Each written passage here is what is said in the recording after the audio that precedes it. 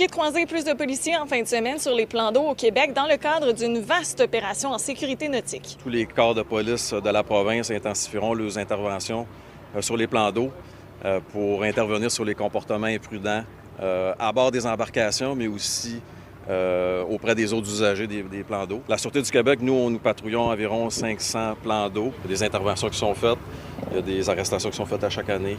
On surveille. Si on fait notre travail policier, là, je vous rassure. La SQ rapporte 18 incidents nautiques mortels impliquant une collision pour l'an dernier. Selon un bilan provisoire, le chiffre est à 8 pour 2026. La pandémie, vraiment, il y a eu une augmentation remarquée qui est proportionnelle à l'achalandage qu'on avait observé sur les plans d'eau.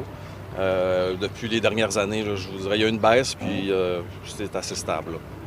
On aimerait ça que ça continue à baisser. Malgré tout le message qui est fait par rapport au VFI, aux vêtements de flottaison individuelle, il y a encore beaucoup de plaisanciers qui naviguent sans VFI. Dans une embarcation, là, on recommande vraiment là, de ne pas consommer d'alcool.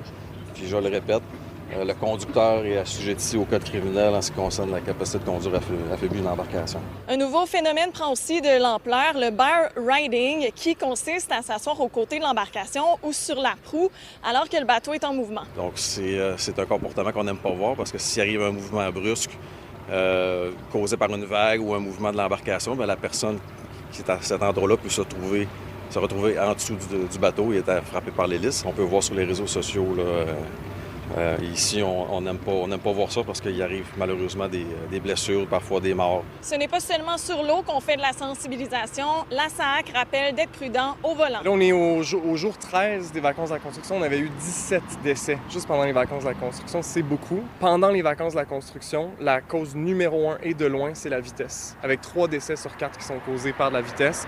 C'est fou ce que je te dis parce que c'est quelque chose sur lequel on a le contrôle. Tu sais, des fois, on entend un accident de char, comme si ça nous était tombé du ciel puis qu'on pouvait rien. C'est pas un accident quand tu vas trop vite. Je peux déjà vous confirmer que le bilan routier des vacances de la construction, là, va être plus lourd que la moyenne des 5 dernières années, c'est sûr. À Québec, Juliane Perrault pour Nouveau Info.